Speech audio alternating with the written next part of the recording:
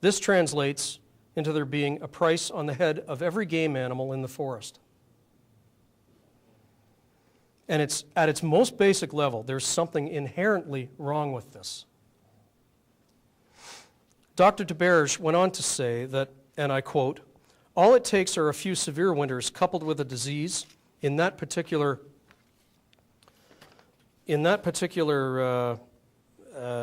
sorry, I lost my place here. In that particular species, and given poor browse of food supply, and you can have a dramatic crash in that animal population, regardless of what it is.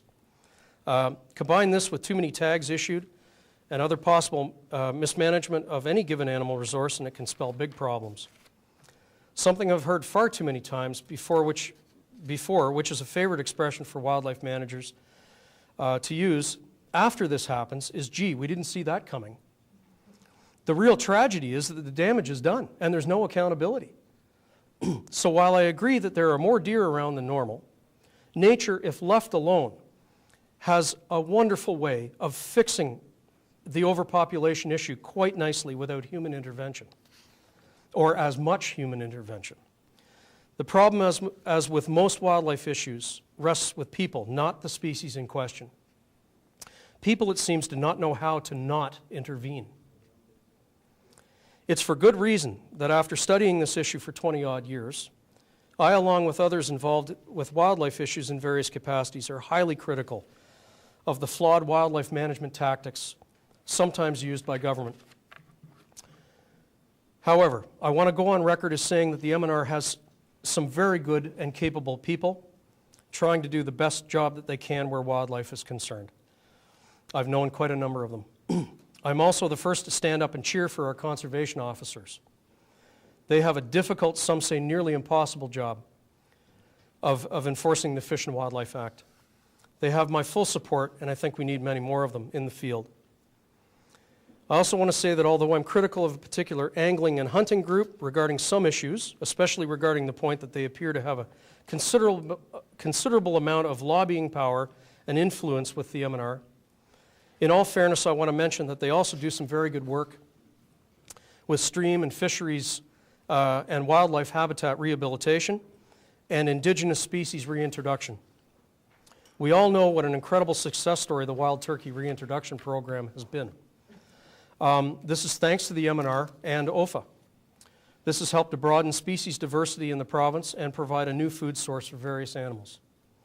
However, having said this, here enters political pressure and the ever-oppressive wildlife management doctrine. As a result, I'm not surprised to hear last year that the MNR was recommending a new bow hunt season in winter for deer, as well as an extended regular fall season in certain parts of Ontario. This is basically what they know how to do best when there's too much of a particular game animal. Unfortunately, from what history will confirm, it appears that in far too many cases, it's not in their management vocabulary to say, let's stand back and wait to see what happens and allow nature to take its course. Rather, it is usually, let's kill off the excess because wildlife needs management. With all due respect, the MNR has a problem, and it's called meddling too much with nature.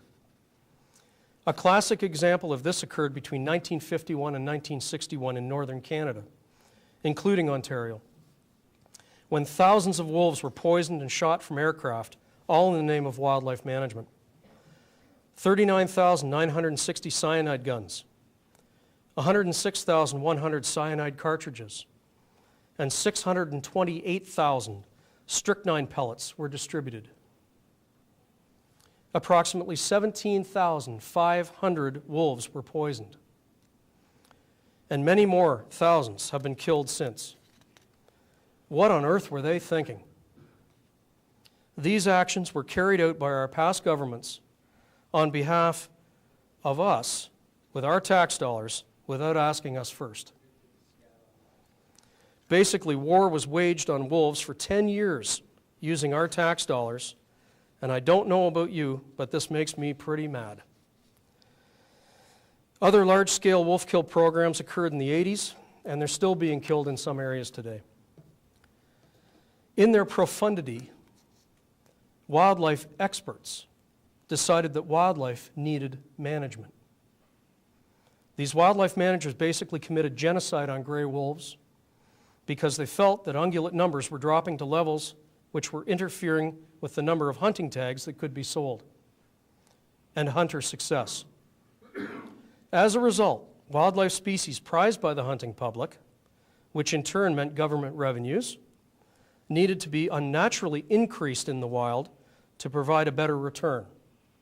And the solution, unnaturally, decimate the main competitor, the wolf. Most of the general public does not realize this wide-scale wolf kill program went on for an entire decade before wildlife managers realized many other animals besides the wolves were coming to the poison baits and dying as well. Wolverine, badger, you name it. Anything that, chickadees, any gray jays, any other animal species that could prey on that, eat that fat and that contaminated meat, they were dying as well. They were killed by the poison baits and finally discontinued the practice after a decade. It was a dark era regarding wildlife management. Interestingly and coincidentally, since Alaskan Governor Sarah Palin is scheduled to speak in Hamilton this coming spring, I couldn't help but mention. I thought I'd mention that she's coming here to promote her book. I thought I'd mention that in Alaska, although it's illegal to shoot wolves from aircraft, the wolf is instead pursued to the point of exhaustion by aircraft and then shot from the ground. And that's okay. That seems to make it all right. Governor Sarah Palin in 2007 approved the use of planes and helicopters to shoot wolves and bears while flying for the purpose of protection of property. She is reported to be an enthusiastic supporter of wolf kill programs and an avid hunter. Most biologists, zoologists, etc., who are based out of universities or employed with NGOs, non-governmental organizations, know full well what the government's mandate appears to be. Why do you think that a certain organization is called the Rod and Gun Club? And it's been called that for so many years. Our government's wildlife management strategy would appear to be, to a large extent, all about picking and choosing which animal species people want to have high numbers of in the wild. A kind of selective species management, if you will. This clearly has to change. The big problem with this style of management is that it's very harmful and totally unnatural. I have concerns with other forms of hunting as well, which I am frankly astonished in this day and age are permitted and considered legal. And these are, 1, bear baiting. I can't see the logic in baiting and then having a bear following its nose and having somebody sitting in a tree and shooting it at point-blank range. I do not consider this sporting, and there are also many hunters who don't consider it sporting. Trophy hunting is another. Going after only the biggest and best of the gene pool is a disgrace, and it should be outlawed. And as I already mentioned, various forms of hunting with dogs and strangling neck snares for wolves. Without a doubt, these types of hunting should be banned for very compelling and obvious reasons. I hope you found what I have to say thought-provoking and interesting. And maybe you got a little mad. I hope you did. I'll close by, again, reiterating that I do not view the concerns that I've mentioned in my speech as an us versus them issue. The M&R has done some good work with OFA, and they both have good people working with them. And I have to be fair about that, and I know quite a number of them. It's more a case that some wildlife management practices need adjustment, and that certain current forms of hunting need to be permanently banned and legislated into law as no longer acceptable or beneficial or reasonable or humane. Thanks a lot.